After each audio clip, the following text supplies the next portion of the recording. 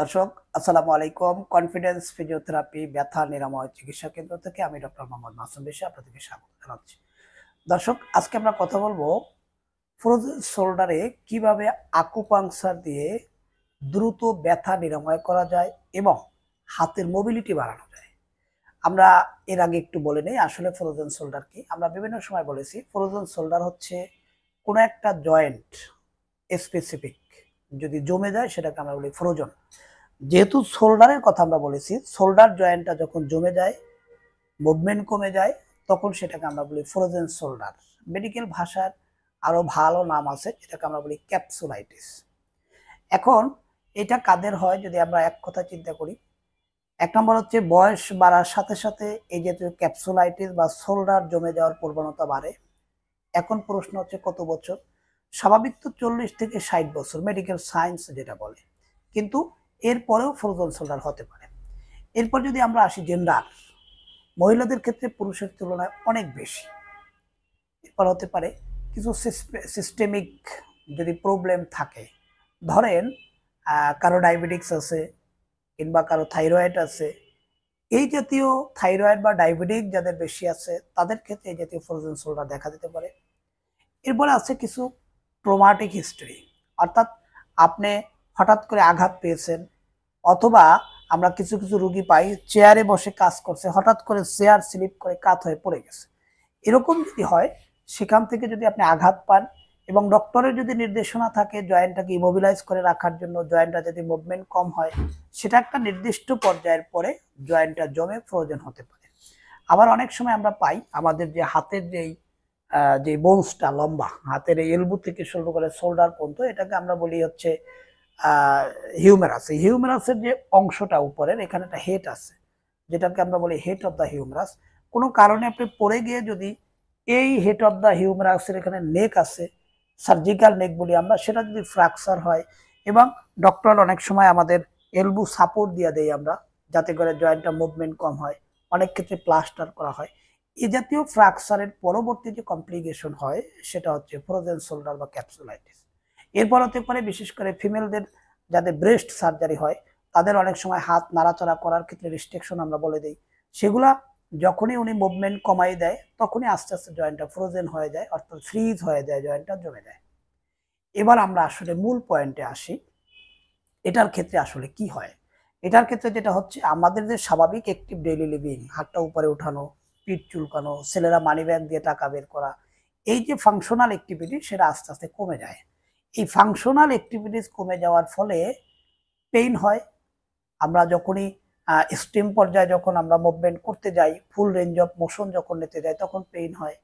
আর সবচেয়ে মারাত্মক পেইন হয় এই জাতীয় রোগীদের ঘুমাতে খুব প্রবলেম হয়, অর্থাৎ যেই সাইডে ফ্রোজেন হয়েছে সেই সাইডে যখন কাত হয়ে শুতে যায় তখন মারাত্মক পেইন ডেভেলপ করে।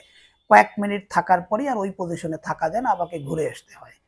এই জাতীয় সমস্যা সবচেয়ে বেশি আমরা দেখি।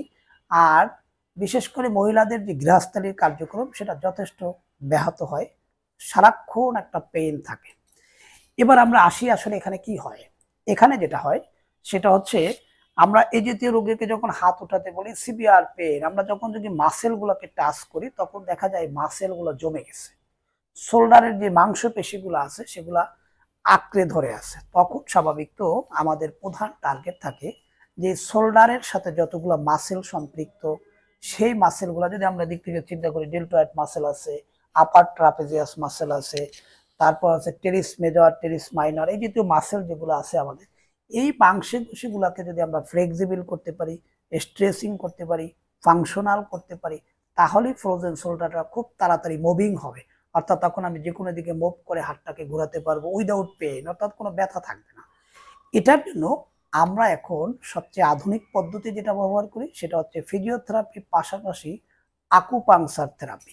আপনাদের আকুপাংচার আমরা এই মুহূর্তে দিয়ে দেখাচ্ছি না, কিন্তু জাস্ট আমরা একটা ধারণা দিচ্ছি। আকু মানে হচ্ছে এক প্রকার সুই, যেই সুইটার মাধ্যমে মাসেলগুলোকে বারবার রিপিট করে আমরা ফ্লেক্সিবল ডেভেলপ করতে চাই। আমরা যদি একটু আপনাদেরকে দেখাই, এটা হচ্ছে এক ধরনের চাইনিজ সুই, আকুপাংচার সুই।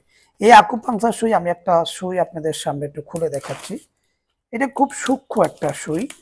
আমরা যদি এটাকে কভারটাকে যদি আমরা খুলি, দেখেন এটা চোখে স্বাভাবিক তো দেখা যায় না, খুব সিম্পল একটা সুই। এটাকে প্রয়োগ করার ক্ষেত্রে খুব সুন্দর টেকনিক আছে, উইদাউট পেইন, কোনো পেইন নাই, পেইনলেস থেরাপি এটা।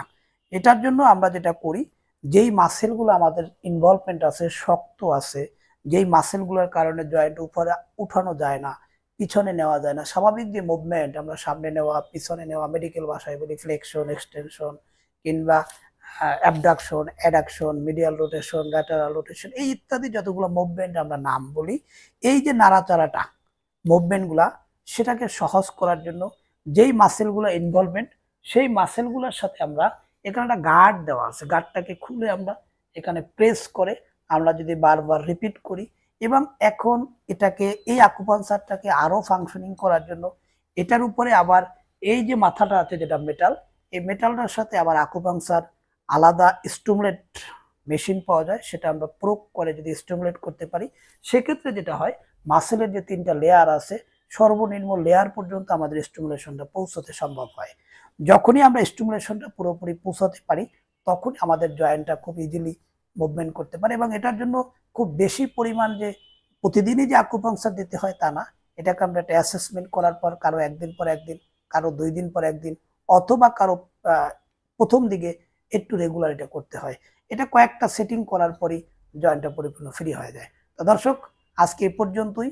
আপনারা যারা এই জাতীয় সমস্যায় ভুগতেছেন, যাদের ক্রনিক ফ্রোজেন শোল্ডার কিংবা ক্যাপসুলাইটিস, যাদের হাত মুভমেন্ট করতে পারেন না, সেটা যে কারণে হোক, আপনি যদি এই জাতীয় আকুপাংচার থেরাপি নিতে চান, আমাদের কনফিডেন্স ফিজিওথেরাপি সেন্টার সবচেয়ে বেস্ট আকুপাংচার থেরাপি দিয়ে থাকে।